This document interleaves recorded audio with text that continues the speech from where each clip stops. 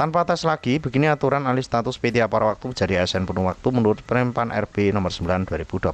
Informasi terbaru hari Jumat 3 Juli 2026. Kemenpan RB secara resmi menerbitkan Permenpan RB nomor 9 tahun 2026. Kita tadi sudah membedah terkait dengan Permenpan RB nomor 9 ya sobat, atau peralihan P3K PW menjadi P3K. Kita sudah membedah, namun kita lebih rinci apakah tes atau tidak.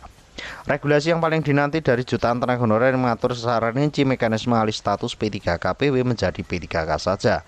Permenpan RB nomor 9 ditekan Menteri Rini pada 9 Juni mengatur sejumlah hal antara lain mengenai pengadaan P3K Parwaktu dan alih status P3K PW menjadi penuh.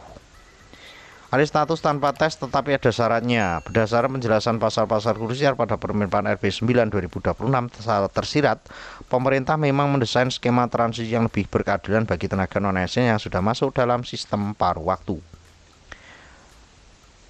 BKN sendiri mengonfirmasi bahwa pegawai paruh waktu yang tercatat resmi di database tidak perlu lagi mengikuti seleksi kompetensi dasar seperti pelamar umum. Beda lagi dengan yang baru ya sahabat-sahabat, atau dari jalur honorer. Jadi sahabat-sahabat honorer harus tes lagi.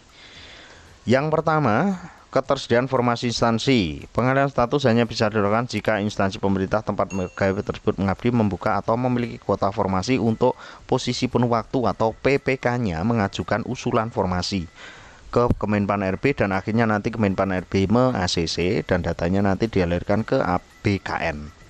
Selanjutnya yang kedua, yang lebih penting lagi terkait dengan kemampuan keuangan daerah. Skema ini sangat bergantung pada kondisi anggaran APBD atau APBN masing-masing instansi. Jika anggaran belanja pegawai di daerah tersebut sudah melampaui batas aman, pengadaan P3K penuh waktu terpaksa harus mengantre. Selanjutnya skema transisi bertahap hingga 2027. Yang menjadi pertanyaan sampai hari ini, kapan akan diterapkan? Lalu daerah apakah berani melangkah atau tidak, seperti itu ya sahabat-sahabat. Pemerintah menegaskan bahwa P3K Parwaktu sebenarnya merupakan jembatan pengaman agar honorer tidak terkena PHK massal. Melalui Permenpan 9 2026 ini, hak kedudukan, masa kerja, penjara dan sebagainya sudah diatur sebagaimana mestinya dan resmi dari ASN kini menjadi lebih kuat. Bagi honorer yang instansinya belum memiliki kecukupan anggaran pada tahun 2026 ini, mereka akan tetap kerja dengan status PW. Pemerintah menargetkan penataan perpindahan status secara bertahap bertahap ini akan terus berjalan dan ditargetkan rampung menyeluruh hingga 2027 mendatang. Lalu apakah bisa? Nah, ini menjadi tantangan tersendiri. Dengan terbitnya aturan ini, para tenaga paruh waktu diimbau untuk terus meningkatkan kinerja tertib administrasi di instansi masing-masing. Jadi salah satu kuncinya di kinerja. Sembari menunggu verifikasi formasi dan kesiapan anggaran daerah untuk mengesahkan status baru mereka sebagai ASN penuh waktu atau menjadi P3K.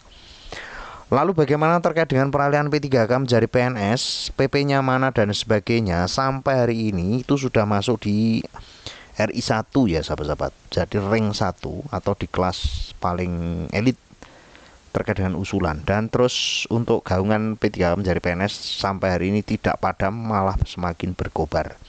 Untuk informasi terbarunya nanti akan kita bahas di next video. Untuk informasi kali ini seperti itu ya sahabat-sahabat. Terus pantau informasi terbaru hanya di kanal YouTube ini. See you next time.